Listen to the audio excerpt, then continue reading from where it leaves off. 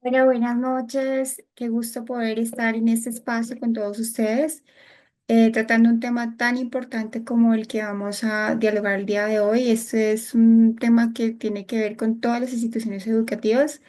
Es netamente enfoque disciplinario, pero en una situación particular como son las situaciones tipo 3. Listo, vamos a darle inicio a esta capacitación. Mi nombre es Grace Añudo Ortiz. Yo soy abogada especialista en las áreas de derecho disciplinario, derecho contencioso administrativo. También tengo amplia experiencia en legislación educativa y auditoría en calidad de instituciones educativas. Para los que de pronto no me conozcan, muchísimo gusto. Espero que sea un espacio de mucho provecho. Es un espacio muy corto, pero espero poder transmitirles la información que necesitan.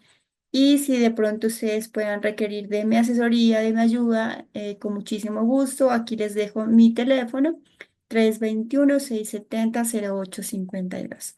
Damos inicio a la presentación entonces. Que tengan una bendecida noche. Bueno, lo que vamos a hablar hoy es de la responsabilidad docente desde el enfoque disciplinario en situaciones tipo 3. Primero les voy a comentar un caso. Es un caso real que ocurrió en una institución educativa. No diré cuál es la institución educativa ni tampoco en qué ciudad. Aquí hemos colocado el nombre a una persona para que no, pues para no divulgar información que no nos corresponde. ¿Listo? Bueno, esto ocurrió el día 8 de marzo del 2021, en el que una institución educativa organiza una actividad. Esta actividad era de carácter bailable, era en la noche y era para conmemorar el Día de la Mujer. Este evento fue coordinado justamente por las directivas de la institución educativa y cumplía con una condición especial y era que los estudiantes debían asistir de carácter obligatorio. No era voluntario, era obligatorio. Aproximadamente a las 10 de la noche, uno de los estudiantes, que se denomina en este caso Felipe Sánchez, estudiante de grado séptimo, es atacado con un arma cortopunzante, lo que le ocasiona la muerte. Eso produce dentro de las instalaciones de la institución educativa. La familia del muchacho demanda a la institución educativa, argumenta que la causa de la tragedia fue la falla de la prestación del servicio por parte de la institución educativa, toda vez que en el evento se consumieron bebidas alcohólicas, no se tuvo en cuenta que había menores de edad entre los asistentes y se llevó a cabo esta reunión sin la autorización de las autoridades competentes. Este es el caso, como ustedes pueden ver. Ahora vamos a ver qué se desprende de todo esto, cuál es ya la parte, digamos que de las consecuencias que pueden acarrear ese tipo de eventos que se realizan sin las medidas correspondientes, si no se toman las medidas de seguridad como llamar a la policía y demás, pueden acarrear serios problemas, no solo para el rector, sino también para los docentes y pueden traer pues consecuencias bastante fatales, como en este caso que fue la muerte del estudiante. Para empezar a hablar de la responsabilidad, necesariamente tenemos que hablar de un artículo muy importante como es el 2347 del Código Civil que nos habla sobre el deber de cuidado. Cuando hablamos del deber del cuidado, hablamos de la responsabilidad, no solo de las propias acciones, sino que adicional de las personas que tengamos a nuestro cuidado. En ese caso, si nosotros no somos lo suficientemente responsables, la consecuencia será que tendremos que indemnizar por el daño causado. En este caso, bueno, el artículo es un poco más largo, pero aquí solo vamos a traer lo que nos compete y es que los directores de colegios y escuelas responden por el hecho de sus discípulos mientras estén bajo su cuidado. En el caso puntual, como se pueden dar cuenta, existían tres directrices por parte de la institución educativa.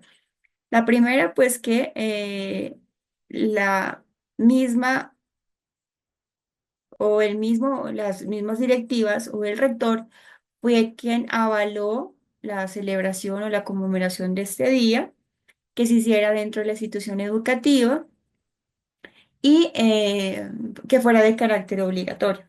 ¿Sí? Fueron esas tres situaciones particulares que conllevan a demostrar que muy seguramente si tendrían que investigar a alguien dentro de un proceso disciplinario, al primero que van a investigar es al rector porque todo se desarrolló con la aprobación del directivo. Bueno, aquí he traído una sentencia que es una sentencia del Consejo de Estado de Mauricio Fajardo Gómez. Aquí les dejo el número, aquí está en la presentación, que esta sentencia es muy importante porque habla de que esa custodia que es ejercida por el establecimiento educativo se debe mantener no solo mientras el estudiante se encuentra en sus instalaciones, sino que también cuando él se dedica a otros tipos de actividades, como por ejemplo paseos, fiestas, viajes y demás eventos que hubiesen sido programados por parte de la institución educativa. ¿Ya? Entonces, en ese caso, hay que tener presente que este deber cuidado surge siempre de esa relación de subordinación entre el docente y el estudiante. ¿Sí? ¿Por qué? Porque el docente asume como un compromiso frente al estudiante de su cuidado. La doctrina, ¿qué ha dicho la doctrina sobre este tema del deber de cuidado? Que el deber de cuidado comienza desde que el alumno queda autorizado para entrar a la institución educativa, en las instalaciones, hasta que sale de ella. Salvo que el profesor, por ejemplo, lo acompañe dentro de la ruta escolar, del bus escolar, hasta su casa. Entonces, en ese caso, hasta que el niño llegue hasta su casa, abarca el deber de cuidado.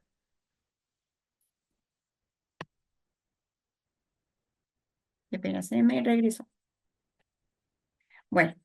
Para poder hablar de este tipo de situaciones tipo 3, necesariamente tenemos que saber cuáles son esas situaciones tipo 3. Y estas corresponden a las situaciones de agresión escolar que sean constitutivas de presuntos delitos contra la libertad, integridad y formación sexual que se encuentran en el título cuarto del libro 2 de la Ley 599 del 2000 o Código Penal, o cuando se constituya cualquier otro delito dentro de la ley penal vigente. Ejemplo de situaciones tipo 3: genocidio, homicidio, feminicidio, lesiones personales. ¿Cuál es el protocolo para esta atención de la situación de tipo 3? Entonces, cuando se causa un daño al cuerpo o a la salud, lo primero, garantiza la atención inmediata. ¿Cómo lo vamos a hacer? Pues obviamente debemos procurar porque la salud física y mental del estudiante sean atendidas, llevándoles ante las autoridades competentes, sea esto un hospital, una clínica, el lugar donde quede más cercano y más inmediato. Se debe informar de forma inmediata a los acudientes. Recuerden, de todo eso se debe que dejar una constancia, un acta de todas las acciones que se están ejecutando. El presidente del comité escolar, ¿qué tiene que hacer? El comité escolar de convivencia, lo que tiene que hacer es poner en conocimiento de la Policía Nacional. Se debe citar a los integrantes del comité en los términos que se encuentran fijados en el manual de convivencia. El comité escolar de convivencia debe adoptar las medidas necesarias para qué, para proteger a la víctima. ¿Listo? De eso también se debe dejar constancia. El presidente del comité de convivencia debe informar a los participantes del comité todos estos hechos que dieron lugar a esa convocatoria, les debe informar, pero pues debe tener cuidado de guardar reserva sobre cualquier situación pues que sea de conocimiento únicamente de la víctima y que pues que no vaya a atentar contra su derecho a la intimidad. El presidente del comité escolar también debe reportar al SIUSE, que es el Sistema de Información Unificado de Convivencia Escolar, este evento. Y todos los casos que sean sometidos al protocolo deben ser objeto de seguimiento de las diferentes autoridades, sea el Comité Escolar de Convivencia, el Comité Municipal, Distrital, Departamental, y que ejerza pues la jurisdicción sobre el establecimiento educativo donde se presentó el hecho. ¿Qué sucede si no se sigue este protocolo? Ello implica unas consecuencias que se van a derivar en responsabilidad de tipo civil, penal o disciplinaria, sea para el rector o docentes que hubiesen participado o demás miembros de la comunidad educativa que hubiesen participado en ese evento.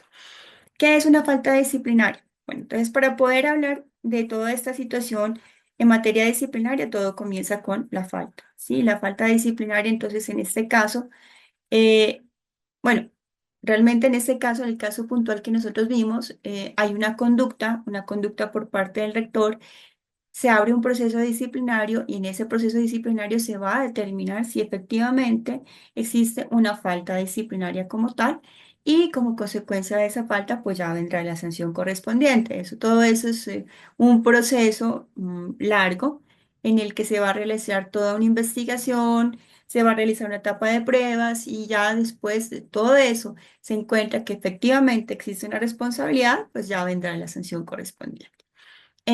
¿Qué podemos decir de la falta disciplinaria? Que es la incursión en cualquiera de las conductas o comportamientos que pueden conllevar incumplimiento de deberes, prohibiciones, extralimitación en el ejercicio de funciones o deberes y la violación del régimen de inhabilidades, incompatibilidades, impedimentos y conflicto de intereses. Eso sería la falta disciplinaria.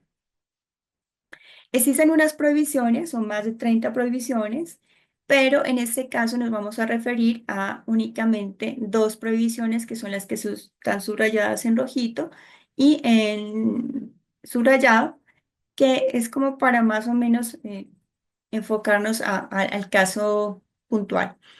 Bueno, en este caso puntual, la conducta del rector pudo constituir incurrir en una prohibición. ¿Por qué razón? Porque muy seguramente en el manual de convivencia no se contemplaba la autorización para realizar ese tipo de eventos dentro de la institución educativa, lo primero. Lo segundo, imagino yo que tampoco estaba pues permitido el uso de bebidas alcohólicas dentro de la institución educativa y a los menores de edad. Y tercero, pues que no se tomaron las medidas de seguridad correspondientes cuando no se llamó a la policía para que atendiera la requisa de las personas que ingresaban a dicho evento. En ese caso, pues estaría contraveniendo lo que sería el manual de convivencia. Y entonces estaríamos dentro de esa primera prohibición que habla sobre incumplir los deberes, abusar los derechos o extralimitar las funciones. ¿Sí? En ese caso, podríamos citar esa prohibición dentro del caso que les mencioné y también ocupar o tomar indebidamente oficinas o edificios públicos. Desde luego, el propósito, el fin, el objeto de este establecimiento educativo, pues no está destinado a las fiestas y ese tipo de eventos, sino a proporcionar la educación que los estudiantes requieren, que sería netamente el servicio educativo. En este caso, bueno, también podemos hablar de que las faltas se clasifican en tres clases: gravísimas, graves y leves. Cada caso pues tiene su connotación particular. Podríamos decir que de acuerdo a cómo lo hemos presentado el caso, podría tratarse de una falta gravísima, porque creería yo que a título de dolo, porque el rector conocía de cuáles eran las implicaciones que podría tener el hecho de realizar un evento dentro de la institución educativa. A sabiendas de esto, pues lo realizó, podría hablarse de una falta gravísima. Ya tocaría examinar bien en cada caso en particular si se realizó a título de dolo, de culpa o cómo fue que se presentó esta situación. Ya al momento de calificar la falta, pues ya se determinará cómo fue. Para poder determinar esa gravedad o la levedad de la falta, por eso existen unos criterios. Está la forma de culpabilidad, que es una de los criterios que se tienen, la naturaleza esencial del servicio, el grado de perturbación del servicio, la jerarquía y mando que el servidor público tenga en la respectiva institución, que desde luego en este caso si es rector, pues es la máxima autoridad, pues obviamente tendrá mayor gravedad. ¿Por qué? Porque es la persona que, o la figura que debería dar ejemplo a los demás miembros de la comunidad educativa y pues por supuesto en este caso no fue así. El grado de perturbación del servicio, digamos que en este caso el servicio de lo que estamos haciendo alusión es el servicio educativo de la educación. Si bien es cierto, eso se hizo en horas de la noche, se produjo un daño, que por supuesto fue la muerte del estudiante, que entonces también en este caso podríamos hablar de la trascendencia social de la falta del perjuicio causado, que pues por supuesto sería lo peor que podría ocurrir, pues la muerte de una persona. En este caso así fue como sucedió. Vamos a ver qué más. Aquí tengo, qué pena con ustedes. Listo. Los motivos determinantes del comportamiento. Bueno, ¿qué llevó al rector a autorizar ese tipo de eventos dentro de la institución educativa? ¿Qué lo llevó a omitir ciertas medidas de seguridad que debieron preverse para evitar ese tipo de sucesos? Cuando la falta se realice con la intervención de varias personas, sean particulares o servidores públicos. En este caso, si bien es cierto, está en la cabeza el rector, pues el rector muy seguramente tomó la decisión con base también en una decisión del comité directivo, comité de convivencia escolar. Puede haber tomado esa decisión con base en lo que también ellos pudieron haber autorizado. Entonces, podría ya no solo tratarse de la responsabilidad de una persona, sino de varias personas. Habría que ver, pues en este caso en particular, cómo sucedieron las cosas. Las modalidades y circunstancias en que se cometió la falta, es decir, que cuál fue el cuidado que se empleó en su preparación, el grado de participación en la comisión de la falta, si fue inducido por un superior a cometerla, si la cometió en un estado de ofuscación. Bueno, en fin, todas estas situaciones hay que también tener en cuenta al momento de calificar la gravedad de una falta. Y también la realización típica de una falta objetivamente gravísima cometida con culpa grave será como considerada como falta grave. En este caso, como les comentaba, podría tratarse de una falta gravísima. Habría que examinar bien el caso y ver si en efecto eso fue con esa connotación. Bueno, ¿qué tipo de sanciones puede recibir si incurre en una falta disciplinaria? De el proceso disciplinario, después de realizar toda la investigación, toda la etapa de prueba, se concluye que efectivamente existe responsabilidad, se podría incurrir en la destitución, suspensión, multa o amonestación escrita. Bueno, ¿qué implica la destitución?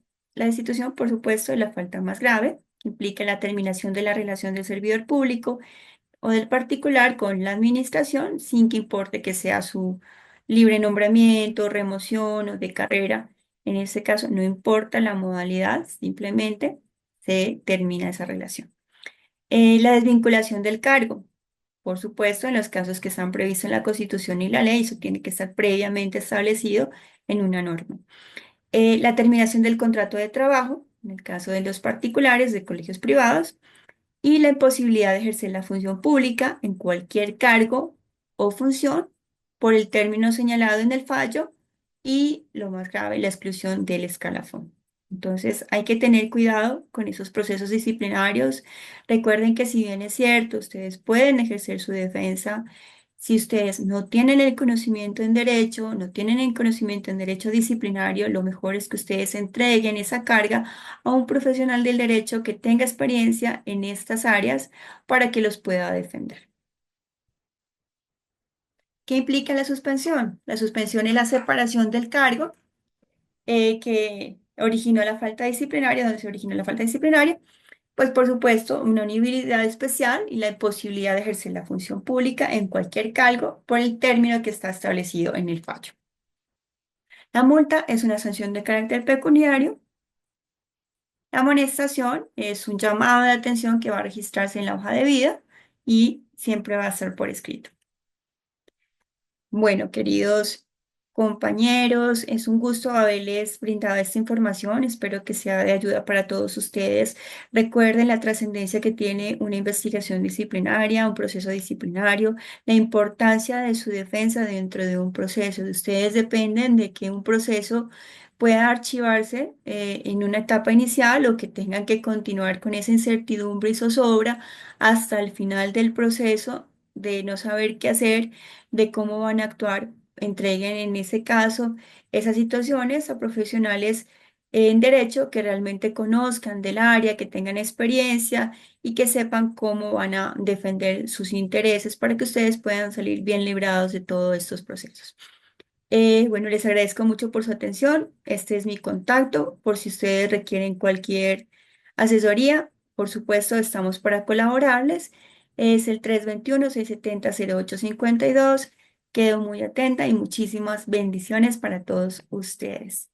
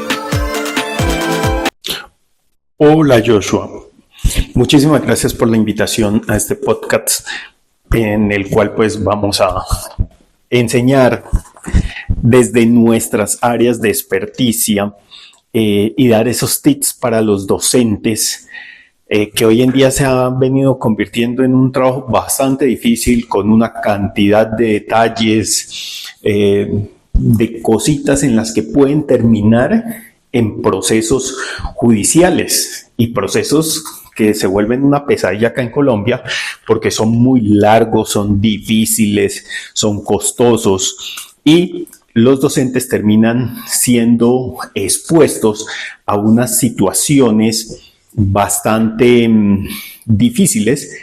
¿Por qué? Por las nuevas normas que vienen saliendo y que en algunos momentos los legisladores que colocan estas normas pues se quedan cortos de conocimiento en la parte especializada y los terminan llevando a procesos que no tienen que no deberían de estar sufriendo. Y cada día el mundo se ha venido volviendo mucho más complejo. Por ejemplo, desde el punto de vista de todo lo que tiene que ver violencias sexuales, violencias de género. Esto lo vemos con mucha frecuencia acá en el Centro de Especialistas Forenses. Mi nombre es Aníbal Navarro Escobar, soy médico especialista en medicina forense, también soy epidemiólogo. Y algo que estamos viendo con muchísima frecuencia son acusaciones contra docentes, bien sea por inducción a la pornografía, en algunos casos hablan de acceso carnal violento, en otros de actos sexuales abusivos, y resulta que estamos viendo lo siguiente. Se dijo tendrá que haber una educación sexual y reproductiva en los colegios. Eso está bien, ¿cierto? ¿Qué es lo que se queda corto? ¿Y dónde está el paso a paso, el manual? ¿Quién lo debe dar? ¿Cuál es la formación, la habilitación, la certificación? ¿Quién lo va a verificar? Porque es un tema muy delicado. Resulta que nosotros que nos dedicamos a la parte de salud, y tenemos que estar viendo este tema frecuentemente y de hecho dentro de nuestra formación uno de los retos para nuestros profesores, yo recuerdo hace más de 20 años cuando me estaba formando como médico, nos enseñaban sexología y uno de nuestros profesores pues era médico especialista en todo lo que tiene que ver con la vida sexual y reproductiva. Y él decía, es uno de las cosas más difíciles, uno, porque entra entre un tema de legalidad, de consentimientos, de permisos, de estar en mutuo acuerdo. Y decía, aquí se comienzan a generar muchos inconvenientes, y a pesar de que nosotros ya éramos mayores de edad, para él era todo un reto de cómo nos tenía que educar. Ahora llevemos esto a niños de 10 años, de 9 años, de 12 años, de 13 años. No todos tienen el mismo desarrollo. Primero. Segundo, no todos tienen la misma cultura o el mismo contexto familiar. Y tercero, aparte de la familia, no todos se envuelven en la misma sociedad. A pesar de que estamos en un país mediano como Colombia, con 52 millones de personas aproximadamente, pues resulta que el tema sexual se maneja muy diferente en la parte norte del país, en la parte sur, en el Pacífico, en los llanos orientales, y eso termina teniendo unas repercusiones y una forma de interpretarlo. Por ejemplo, uno ve que los profesores pues hacen todo con lo que pueden, y ubiquémonos en un lugar como, por ejemplo, Bogotá, Medellín, Barranquilla. Las grandes ciudades tienen acceso a recursos, tienen acceso a recursos como internet, libros, modelos, maniquís para enseñar esto, para dar cierto mensaje. Ahora ubiquémonos en el otro extremo, o inclusive hasta dentro del mismo Bogotá. Pues no va a ser lo mismo la educación que reciba en un colegio en Usaquén privado estrato 6, ¿cierto? A que se ubique en Sumapaz, donde la dificultad para el internet en la zona rural pues es marcadísima. Salir a Bogotá ya es todo un reto, toda una programación llegar al centro, ¿cierto? Ahora ubiquémonos en lugares tan lejanos como Guainía, el Putumayo, el Chocó, que cambia, y eso genera ciertas dificultades de cómo se va a enseñar. Entonces, hemos visto casos en los cuales han dado a enseñar, pues de buena manera, videos sobre la parte sexual, y terminan siendo tomados ciertos videos, porque no todos sirven, los terminan interpretando dentro de un contexto de pornografía, o el niño interpreta que eso es parte de una pornografía y lo expresa así en el colegio. Inmediatamente un padre, una madre, inicia todo un proceso contra los docentes que le colocaron lo colocaron a ese contenido, o lo colocaron a ese niño, o lo expusieron a un contenido sexual, porque no estaban de acuerdo que sea en ese momento, porque en el colegio o en la casa, más bien en la casa o en su contexto social, le estaban enseñando algo diferente, y terminan ya expuestos. Por eso es muy importante lo que le he escuchado en varias ocasiones a Joshua sobre este tema: ponerse de acuerdo, uno, en los manuales de convivencia; dos, ponerse de acuerdo en algunas cosas de cómo se va a enseñar, en qué momento se va a enseñar, ¿cierto? Porque, y además en este tema es muy delicado, porque si usted lo hace y lo interpretan mal, termina en un proceso judicial, y si no lo hace, termina en un proceso disciplinario por negligencia. Entonces hay que tener cuidado. Si hemos visto, y claro, para una persona puede ser un video ofensivo, para otro no lo es, y termina involucrado en un proceso judicial. Pero bueno, esto es lo que tiene que ver con la parte de educación. Ahora vamos a hablar sobre lo que sucede en la dinámica entre los docentes y lo que sucede con los estudiantes, e inclusive dentro de sus mismos compañeros entre docentes. Por ejemplo, hemos visto denuncias en las cuales uno queda como forense, o los abogados quedan atados de manos cuando dicen es que se quedó a solas con el estudiante, y después el estudiante sale y dice es que me quedé a solas, y hay compañeros que son testigos que nos quedamos a solas en el aula, y en ese momento me manoseó. me tocó. Entonces ya están en ese caso, que es lo que dicen desde el derecho, quien está juzgando. Son delitos que se dan a puerta cerrada, por eso no van a dar testigos, por eso hay que creerle. Y aquí en Colombia se metió toda la idea de hay que creerle a la víctima. Las víctimas jamás mienten. ¿Listo? En ese punto estamos de acuerdo. En el que no estamos de acuerdo es que las falsas víctimas sí son mentirosas. Y aquí hay personas que han dejado por sentado de que a nadie se le ocurriría inventarse una denuncia por violencia sexual. A nadie, porque eso es abominable. La verdad no es eso. Nosotros lo hemos visto y en el Centro de Especialistas Forenses hemos visto cantidades de casos en los cuales se ha demostrado la inconsistencia, se ha demostrado que hay una motivación e inclusive hay casos en los que se han documentado que a las personas les han pedido dinero y no estamos hablando de 5 o 10 millones.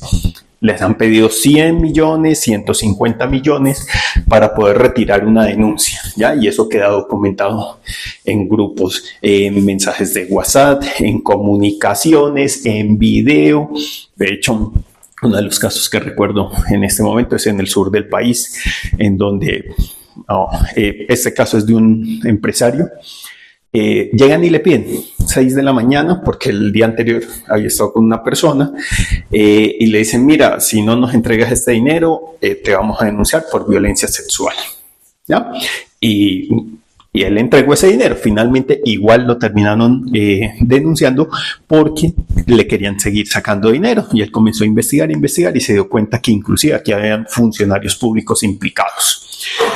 Otro caso es en Antioquia, donde a un señor jubilado le piden dinero. Entonces son casos donde hay falsas denuncias y son personas mentirosas, pero ante los ojos de una autoridad es, no, aquí eso jamás se da, eso es imposible, pero la verdad es algo que sucede. Entonces una de las recomendaciones es no quedarse a solas, que siempre hayan testigos, otros docentes, evitar esos comentarios. Y ustedes como docentes, cualquier comentario que dé para un doble sentido, eso hay que borrarlo, sacarlo. Y si usted lo ve con uno de sus compañeros, alguno de sus colegas, llámelo aparte, llámelo en privado, ¿ya? O con su coordinador y dígale, mira, eso no se puede hacer. Y si esa vaina es reiterado, pues de pronto usted no lo sepa, pero su coordinador sí, y debe iniciar un proceso disciplinario por ese tipo de comentarios. ¿Y por qué? Resulta que hay casos en universidades, y de pronto ustedes lo han visto, no voy a entrar en detalles, porque es una persona que inclusive conozco, se le ocurrió hacer un comentario de ese tipo. Que llegó y dijo, llegó una estudiante, estamos hablando de una universidad, dijo, qué bonita tu cola, ¿ya? Y todo el mundo, juá, juá, juá. Después, pero la cola de tu cabello. Eso no tuvo una implicación inmediata, pero esta persona creció profesionalmente, ese docente llegó a ser muy importante. Y cuando estaba a punto de aspirar a un cargo muy grande, muy importante en este país, le sacaron a flote eso y le dijeron inmediatamente descalificado, borrado de la lista, violencia sexual, un proceso judicial después, no de 3, 4 años, más de una década. Le iniciaron un proceso, o sea, eso lo llevó prácticamente a una anulación. Entonces, estimado docente, no sabemos, el día de mañana puedes llegar tú y cambiar de trabajo y estar aspirando a una rectoría de una universidad y a eso puede hacer que te bloquee las puertas para siempre. Entonces, evítate esas cosas, ¿listo? Lo otro que hemos visto, que nos llegan casos, es los mensajes de WhatsApp.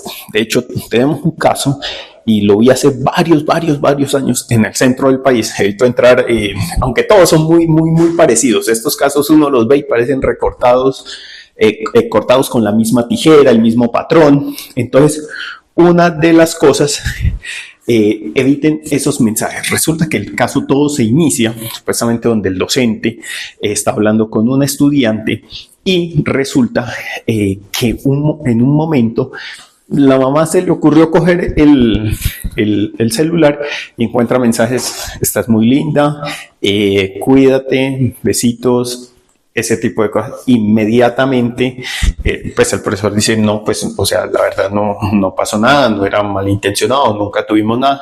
Sale la señora, mi hija está siendo abusada por el profesor tal, e inicia todo un proceso judicial, ¿ya? Y entonces pues ya no es mensajitos, cosas inadecuadas, sino que una vez lo metió en un tema de que podía ser unos actos sexuales o un acceso carnal violento. Y recordemos, estamos con menores de edad, fácilmente manipulables, no sabemos qué hay detrás. Si le dice, venga, tú tienes que, te castigo si no vas a decir que ese profesor abusó de ti, ¿ya? Entonces, eso de mensajes, nada, yo lo he visto con muchísima frecuencia, que crean grupos de WhatsApp para dar la información. Aquí apéguense al conducto regular y lo que está establecido por el colegio. Se informa todo a través de agenda o se informa todo a través, por ejemplo, yo tengo 2 hijos, estudian en un colegio y todo queda notificado por el correo institucional y por la plataforma institucional y se acabó. No tenemos teléfonos de los profesores, nada. Es muy importante seguir esos conductos y que aquellos que son coordinadores, que son rectores, los hagan respetar. Porque es la manera en que el día de mañana se puede defender una u otra parte. Entonces deben de tener muchísimo cuidado. ¿Listo? Eso también no solo cabe para la relación docente-estudiante, sino entre compañeros.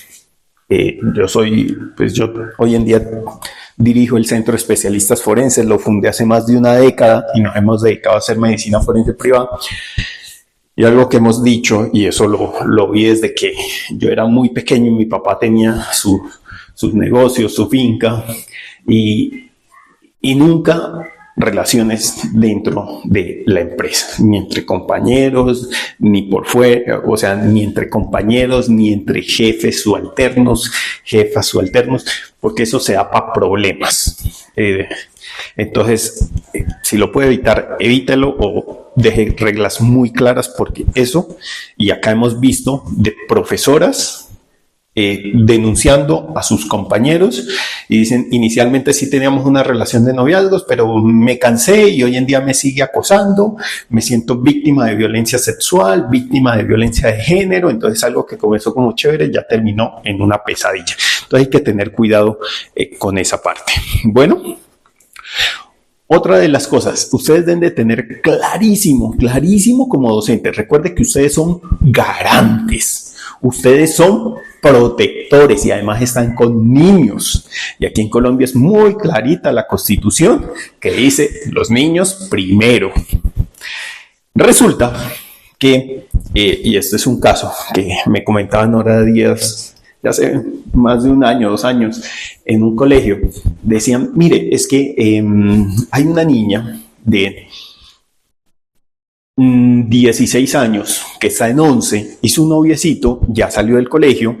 Ellos eran novios cuando ella estaba en 10º y él estaba en 11. Él ya se graduó y se fue, pero ella decidió cortar esa relación. Y este muchacho sigue llegando todos los días al colegio y ella se nos ha acercado, que tiene miedo, que se siente amenazada, que él le ha dicho que le va a hacer algo si no siguen. Y yo le preguntaba y le decía, bueno, ¿y ustedes qué han hecho en esta situación? ¿Cuál es la medida que han tomado?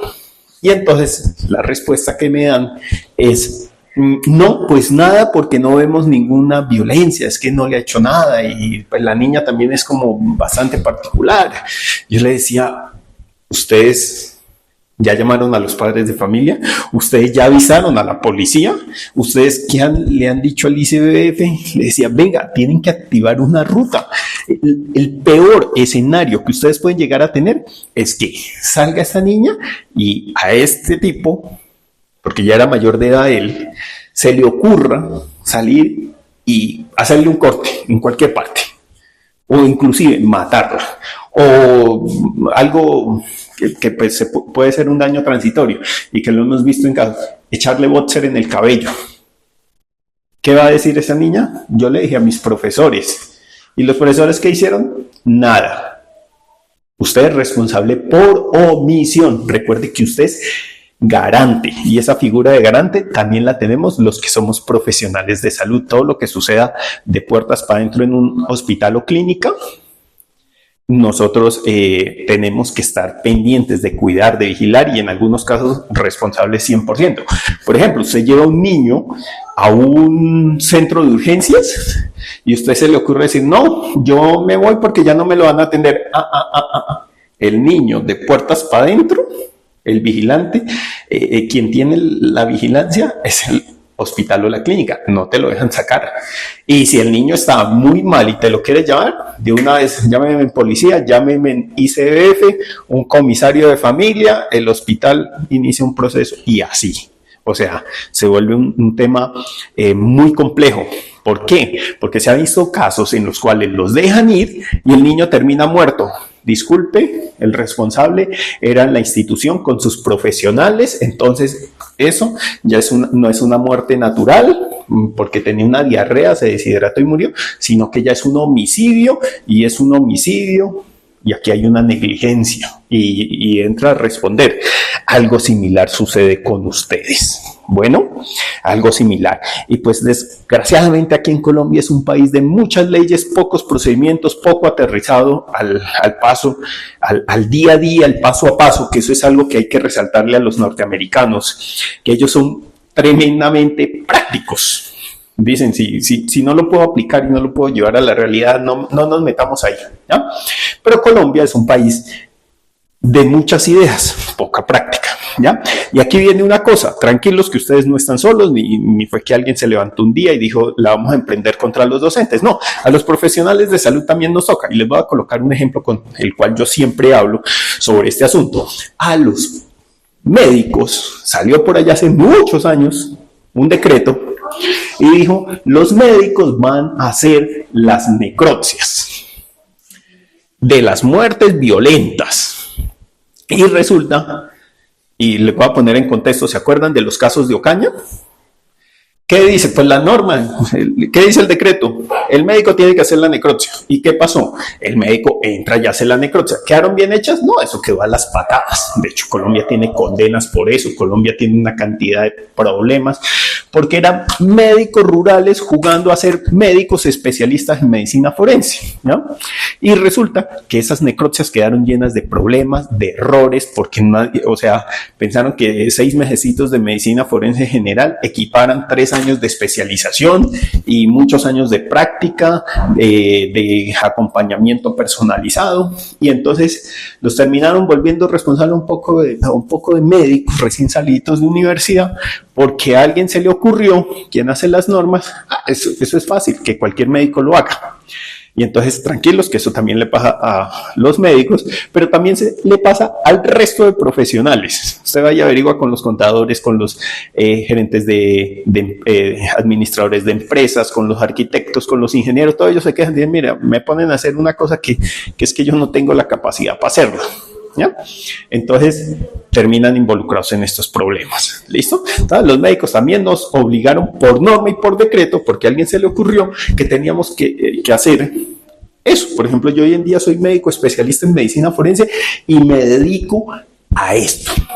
No me pongo a atender partos, porque es que yo pues tengo la técnica, tengo la teoría de cómo se hace y en un caso de urgencia lo haría, pero en un caso extremadamente raro y de urgencia lo atendería, pero lo ideal es que venga un ginecosteta, un médico que se dedique a esto, un médico hospitalario que se dedique a esa parte, un médico general que se dedica a esa partecita, ¿ya?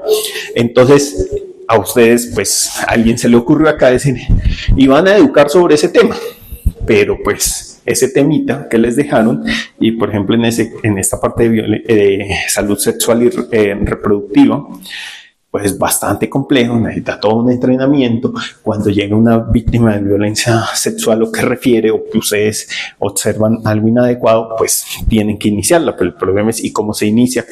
Y entonces aquí es muy importante dejar todo documentado para que el día de mañana, si surge un proceso, pues se sepa cómo responder. Bueno, eso era, sé que esto tiene muchísima más tela que cortar porque es que el paso a paso de activar una ruta eso lleva mucho detallito y cada detalle es muy importante. Entonces, ¿Cuál es mi recomendación? Cuando tengan estos casos, ustedes saben que tienen aquí a su amigo, esta persona que de verdad le interesa muchísimo este tema, Joshua. Con Joshua mantenemos trabajando, haciendo cursos, dando charlas, porque de verdad es preocupante. Ustedes hacen un trabajo enorme, enorme, de mucha responsabilidad, con repercusiones en las siguientes décadas. Les agradezco mucho por este tiempo que han dedicado a escuchar. Muchas gracias, Joshua, por la invitación.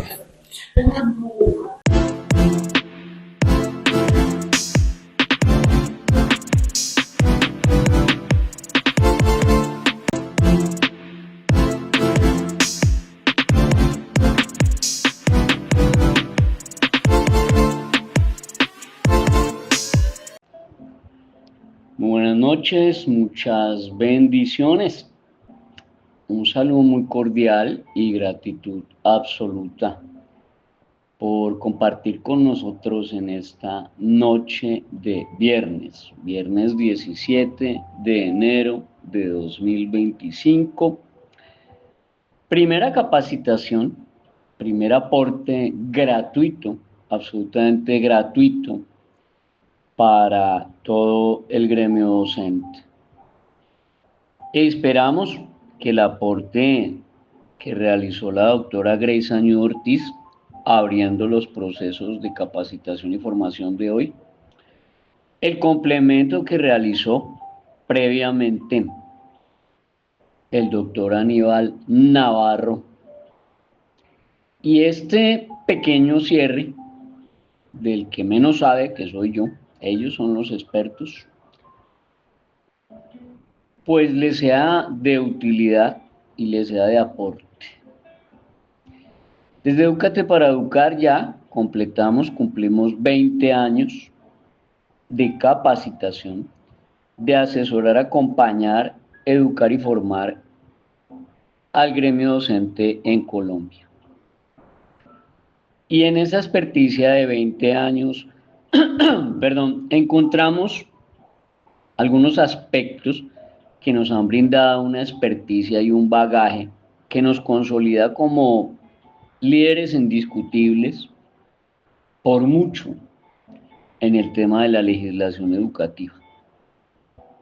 Es decir, conocemos gente, conocemos profesionales y conocemos incluso abogados que dicen ser expertos en legislación educativa y están a años luz de ser expertos. De expertos no tienen nada. Y hay aportes que realmente enriquecen y realmente hay procesos que sí dejan mucho que desear frente a este tema tan álgido y tan complejo y tan difícil de abordar. Mi cierre, mi cierre se va a resumir, se va a dirigir como a generar una condensación de factores, situaciones y casuísticas que le van a permitir a usted darse cuenta que la responsabilidad penal, la responsabilidad civil y la responsabilidad disciplinaria e incluso una reparación directa le pueden estar tocando a la puerta de cualquier profesor. Lamentablemente, y lo digo así directamente, aunque no le guste a muchos, lo lamento mucho porque es la verdad, lamentablemente los profesores son personajes y pues las profesoras son princesas bonitas y todo, pero son personajes individuos muy confiados. Ustedes son absoluta, total y radicalmente confiados de que nunca les va a suceder, de que nunca les va a ocurrir, y cuando les sucede, cuando les llega el problema, cuando llega la situación, ahí sí les pasa factura y no están preparados para ese tipo de procesos. Yo quiero hacer énfasis en algunos casos que he tenido como casuística, en donde he tenido que participar, promoviendo y aportando defendiendo y entregando mi experticia y mi peritaje como perito, experto en legislación educativa. Y que lamentablemente han terminado en situaciones en las cuales los profesores igualmente han tenido una responsabilidad y no se ha logrado ganar del todo el proceso, o sencillamente ocultaron información o mintieron y perdimos el caso. Entonces, tengo un caso, por ejemplo, de una orientadora que omitió denunciar un hecho de abuso sexual contra el tío de la víctima de 8 años, y eso ocurrió un día viernes. El viernes a las 12:30 del mediodía se le acerca un niño de 8 años a esta orientadora y le dice pues que el tío colita ayayay. Pues un niño de 8 años no va a ser muy ilustrativo y descriptivo en el tema de un abuso sexual anal que le hace el tío. Perdón. Entonces, en ese aspecto usted tiene que ser un poco más vivaz, más astuto y obviamente mucho más sagaz.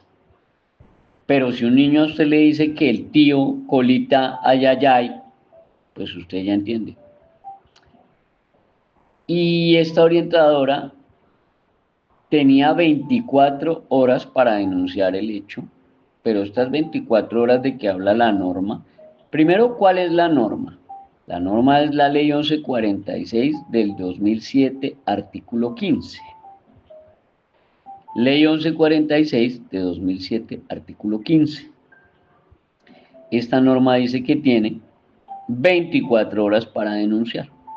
Pero estas 24 horas, en tratándose de niños, niñas y adolescentes menores de 18 años, son horas corridas, no horas hábiles. Son horas corridas. Entonces, si usted se enteró un viernes, pues tiene el sábado que inmediatamente denunciar. Si usted se enteró un sábado por un chat o por una llamada o por un correo, pues tiene que denunciar el domingo. Para eso está la línea 123 de la policía y para eso está la línea 141 del bienestar familiar, que ambas son 24 horas. Y esta orientadora dejó de denunciar y lamentablemente el día sábado, o sea, el día siguiente, el tío abusador sexual, este violador asqueroso, repugnante, abusó nuevamente del sobrinito, del niño de 8 años, y seguramente el niño empezó a pedir auxilio o a gritar y le puso una almohada en la cara y lo asfixió y lo mató mientras lo abusaba. Pues aquí estamos hablando de un homicidio agravado que incluye tortura e incluye acceso carnal violento agravado con menor de 14 años, agravado en concurso heterogéneo sucesivo con actos sexuales abusivos. Estamos hablando de casi 60 años de cárcel para este delincuente, tío del menor. Y cae como cómplice por omisión la orientadora de este colegio, porque haciendo las indagaciones y haciendo las pesquisas y las investigaciones de rigor, cuando encuentran al niño muerto, se devuelven obviamente los 2 o 3 días para empezar a hacer las labores de campo en policía y, oh tamaña sorpresa, se encuentran que en las cámaras del colegio se ve perfectamente cuando el niño ingresa al espacio de la oficina de la orientadora, en la orientación, en la oficina de la orientadora, y se demora más o menos unos 12, 13 minutos allí. Hacen seguir a la orientadora a una indagación, a unos descargos, y allí ella misma se entierra el cuchillo de lado a lado, porque comenta pues que ella sí le recibió el testimonio al menor, pero que ella se iba a esperar hasta el lunes, que para contarle a la rectora y que para que la rectora subiera eso al CIUC y que para que la rectora pusiera la denuncia. Cuando la ley 1146 del 2007 no dice eso, la ley 1147 del 2006 dice otra cosa. La ley 1146 del 2007 dice otra cosa. La ley 1146 del 2007 en su artículo 15 es taxativa, tajante, radical. Usted tiene 24 horas para denunciar y pare de contar. Entonces entra por cómplice por omisión, porque el juez del caso determina que si esta orientadora hubiera hecho lo que le exige la ley 1146 del 2007, en sus artículos 12, que es la obligación de denunciar, y su artículo 15, que tiene 24 horas para denunciar, pues posiblemente si hubiera denunciado, entonces hubiera habido la oportunidad de la ejecución de unos actos urgentes y el niño hubiera pasado el día sábado en bienestar familiar o en manos de autoridad competente y no hubiera muerto.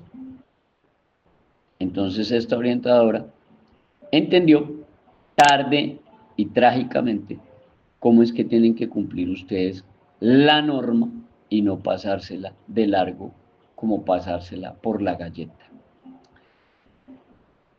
Otro ejemplo que hemos tenido, lamentable, el de un rector que harto, muchísimo se le advirtió que no tuviera niñas embarazadas en el colegio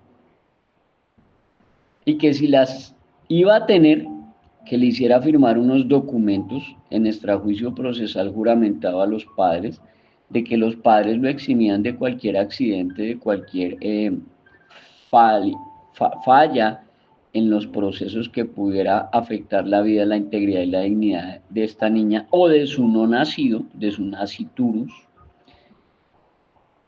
Y pues este rector terco, porque a veces los hay, terco, no quiso hacer nada al respecto.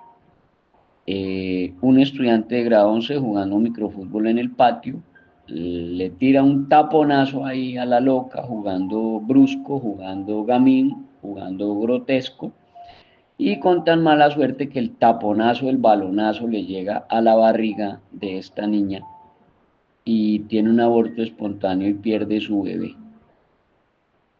Pero finalmente, ¿quién fue el que se echó la responsabilidad al hombro al recibir esta niña en el colegio, embarazada con 7 meses? Pues el rector. Entonces, además del que tiró el balonazo, que es un homicida, un asesino, así sea preterintencional, o sea, nunca tuvo la intención de matar el bebé, pero lo mató. Aparece un rector absoluta, total y radicalmente irresponsable que propició ese homicidio de ese bebé al permitir que la niña entrara embarazada con 7 meses al colegio sin tener cómo garantizarle la vida, la integridad y la dignidad. Y finalmente, para cerrar, quiero ser muy enfático y muy claro en un análisis estricto de la tercera sentencia que me ha sido revisada en sede de Corte Constitucional en la figura de la revisión. Soy la única persona en Colombia a la cual le han revisado 3 sentencias en la Corte Constitucional en sede de revisión, 3 tutelas.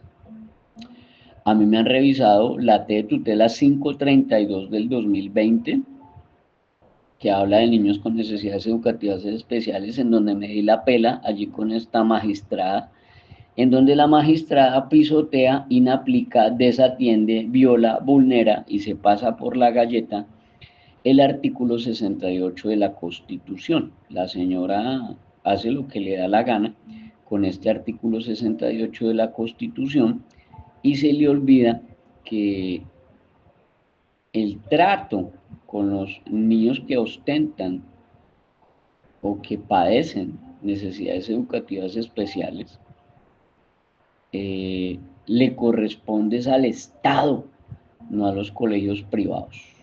Pero bueno, además de que se pasa por la galleta ese aspecto en la T de tutela 532 del 2020, me revisan la T de tutela 337 del 2022, en la cual se demuestra que inocularon a un paciente en Fontibón en el tema de la pandemia y lo mataron a la semana de haberle inyectado esos sueros experimentales que ustedes en algún momento llamaron vacunas y que nunca lo fueron, solo fueron sueros experimentales que ni siquiera fueron probados en animales, ni siquiera fueron testeados en animales, ni siquiera cubrieron las 3 etapas de una vacuna, ni pasaron por todos los procesos de una vacuna, sino fueron meros sueros experimentales que nunca tuvieron un registro sanitario en VIMA.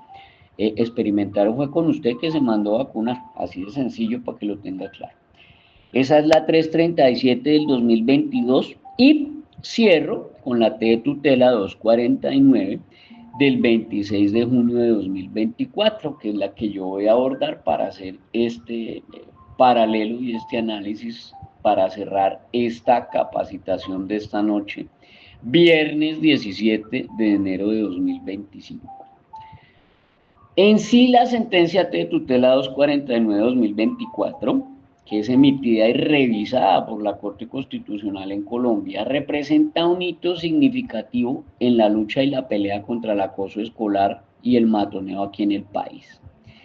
Este fallo de la Corte Constitucional se centra en un caso particular de una adolescente que sufrió de manera constante este tipo de violencia y acoso escolar y que le derivó en problemas de salud mental como ansiedad y depresión, lo cual la llevó a que tuvieran que aplicarle un PIAR o un plan individual de ajustes razonables. Y en sí, en fuerza vinculante y en especificidad, esta sentencia que prioriza, pues la priorización que da esta sentencia es el bienestar de los estudiantes, cuando la Corte Constitucional enfatiza en su fallo que el bienestar de los estudiantes debe ser una prioridad tanto para las instituciones educativas como para el Estado. Y le recuerda a los colegios que tienen la obligación de proteger a sus estudiantes de cualquier tipo de violencia, incluido el acoso escolar, y le recuerda especialmente el artículo 44, numeral 4 de la Ley de Infancia y Adolescencia y el numeral 5. También le recuerda la obligación que tiene el Estado, las autoridades, los docentes, los directivos, los profesores y las autoridades internas administrativas disciplinarias del ámbito escolar y el demás personal que tienen esa obligación de actuar de manera inmediata, pronta y efectiva ante cualquier denuncia de acoso escolar, matoneo o bullying, y que deben, por supuesto, acudir a implementar unas medidas para atender, prevenir y sancionar de inmediato este tipo de conductas irregulares que menoscaban los derechos de los menores. También genera un impacto este fallo en términos del acoso en la salud mental, porque la sentencia reconoce que existe un grave impacto que se genera con el acoso escolar y que va a deteriorar la salud mental de las víctimas. Y en el caso concreto, la adolescente sufre de un deterioro significativo casi por 8 meses dentro de su bienestar emocional, lo que evidencia la necesidad de que ella ingrese incluso a una atención integral a las víctimas y que la menor efectivamente sufra de depresión y de algunas otras anomalías emocionales en sus aspectos de la vida cotidiana. Y también resalta esta sentencia pues la responsabilidad del Estado, porque la Corte Constitucional responsabiliza al Estado colombiano y en específico al Ministerio de Educación y en específico al colegio, de garantizarle la protección de los derechos de los niños, niñas y adolescentes y de adoptar medidas efectivas, obviamente, para prevenir y combatir este acoso escolar, que viene siendo una violación a la dignidad humana, a la honra, al buen nombre, que viene siendo un ataque directo a la dignidad de los otros menores que son víctimas. Por supuesto, se trata de un maltrato infantil, artículo 18 de la Ley de Infancia, y se trata, por supuesto, también de la violación al artículo 44, numeral 4 y numeral 5 de esa misma Ley de Infancia y Adolescencia. ¿Y cuáles son las implicaciones de esta sentencia? Lo primero es pues que la sentencia dice que se tiene que generar una mayor protección para las víctimas y esta sentencia lleva, induce y exige que se fortalezcan los derechos de las víctimas de acoso escolar y les brinda mayores herramientas no solo para denunciar, sino también para garantizar que haya justicia. Mensaje totalmente contrario, abismalmente opuesto y completamente diferente al que vende el Ministerio de Educación y las Secretarías de Educación actualmente, de que exista impunidad. Eso es lo que busca el Ministerio de Educación ahorita con su lenguaje y con su discurso, de que todos estos casos de bullying y de matoneo y de acoso y de hurto y de lesiones personales, peleas y demás, queden en la impunidad. Eso es lo que busca ahorita el Ministerio de Educación con su cuentico de que todo es ahora pedagogía y abracitos y besos, y eso no es así. Aquí también tiene que haber un componente punible y lo demuestra esta sentencia cuando le compulsa copias a los profesores. Ya ahorita vamos a ver cómo es. También le genera una mayor responsabilidad a las instituciones educativas, contrario a lo que hace la Secretaría de Educación Certificada y el Ministerio de Educación, y les advierte que los colegios deberán implementar protocolos más robustos para prevenir y atender los casos de acoso escolar y que deben ser más responsables ante cualquier tipo de omisión en este sentido. Y le genera un mayor compromiso al Estado, porque le dice al Ministerio de Educación, que es parte del Estado, que deberá redoblar sus esfuerzos para garantizarle a los menores de edad un entorno escolar seguro y libre de violencia para todos los estudiantes. Y finalmente, en resumen, esta sentencia de tutela 249 del 2024 es un paso importante en la construcción de un entorno escolar más seguro y respetuoso en Colombia, al reconocer el daño que causa este acoso escolar, este matoneo, este bullying, y al exigirle de manera tajante a las instituciones educativas y al Estado que tomen esas medidas concretas, lo que convierte esta sentencia en un precedente importante para la protección de los derechos de los estudiantes en el ámbito escolar. Entonces, no es una sentencia para tomar a la ligera, porque puede llevar incluso a los profesores a que la Procuraduría General de la Nación les genere una sanción, porque el profesor puede llegar a ser un educador que es cómplice de ese acoso escolar, es cómplice por omisión, y esto significa que le pueden comprobar la falta tras una investigación exhaustiva y escuchar los descargos de otros estudiantes. Y bueno, es la palabra de un menor de edad contra la del profesor y ya veremos quién gana. Le van a aplicar una medida disciplinaria que puede ser una suspensión temporal de su cargo de profesor y de su planta docente o de su espacio laboral, hasta la destitución y la inhabilidad para ejercer la docencia durante más o menos un periodo de 10 años. De otro lado, la misma Procuraduría ha enviado un mensaje claro de que todas las acciones deben buscar prevenir que otros docentes cometan actos de omisión, de complicidad, de abandono, de maltrato por omisión, porque también lo hay, y se ha demostrado que el acoso escolar no debe ser tolerado de ninguna manera y de ninguna índole.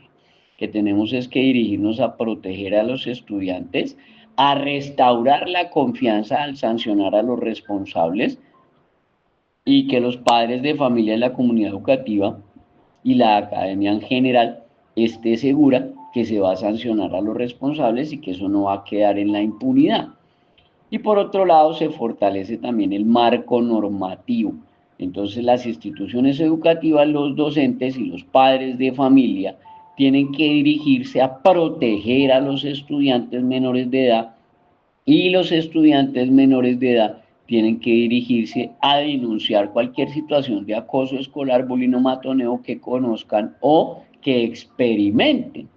Entonces, eso es importantísimo para que las instituciones educativas puedan combatir el acoso del bullying y el matoneo y puedan implementar protocolos claros de prevención, detección y atención de estos casos de acoso escolar que la sentencia T de tutela 252 del 2023 genera como un fallo en el cual ya ponen a responder con su dinero, ya ponen a responder de su bolsillo, ya van a responder, son los profesores con su billete cuando incurran en omisión, descuido, trato negligente, abandono, cuando se incurra también en un retardamiento o en un rehusamiento o una denegación de sus funciones que están consagradas allí en el artículo 18 y 19 de la ley 1620 del 2013 para algunos casos.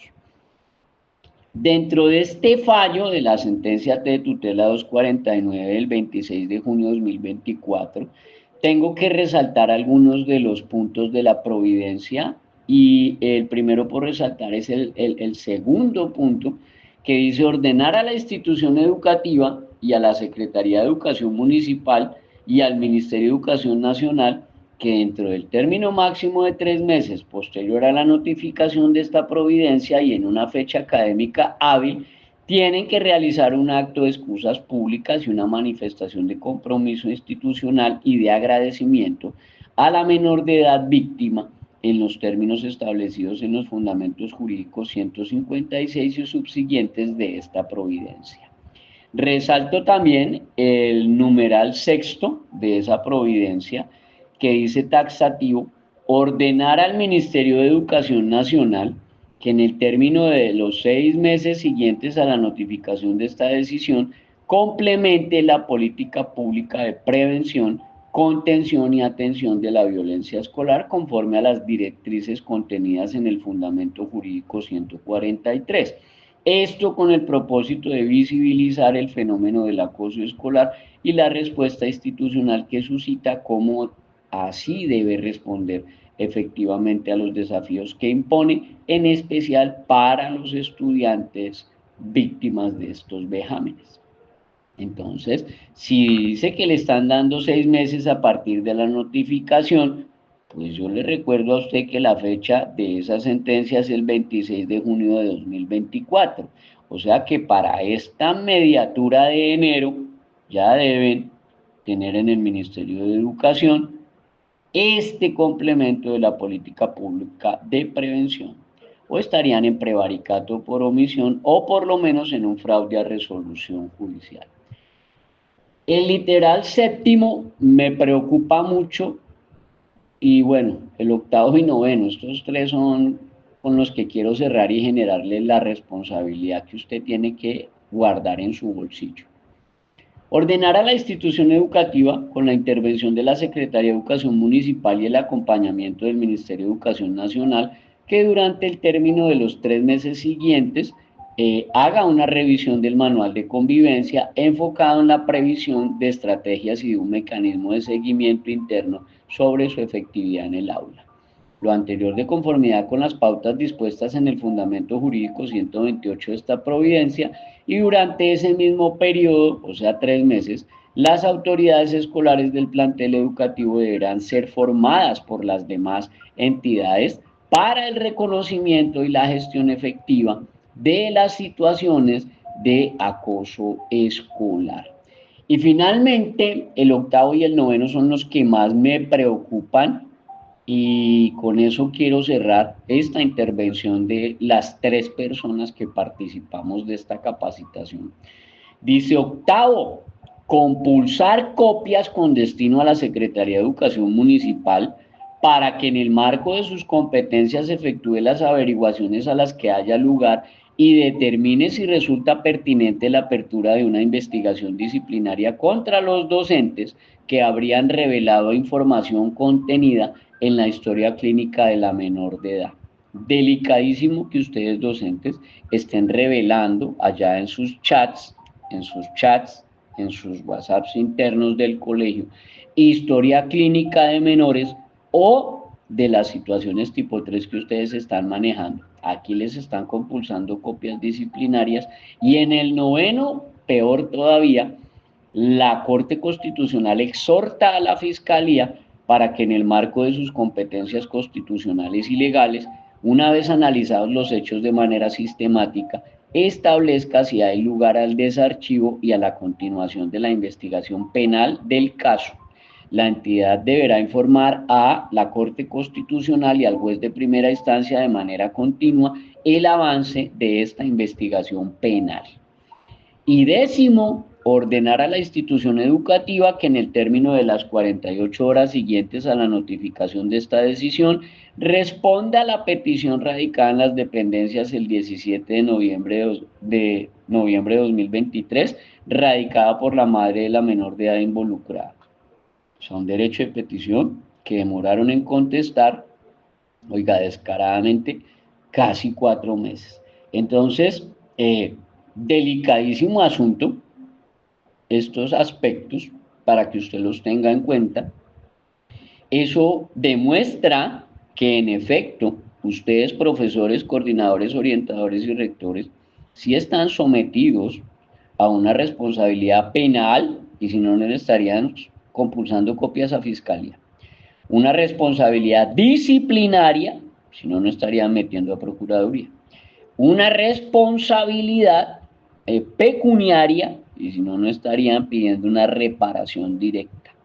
Y una responsabilidad en repetición o acción de repetición o de reparación directa, ya sea contractual o extracontractual. O sea, los daños y perjuicios que usted ha generado por sus acciones o sus omisiones.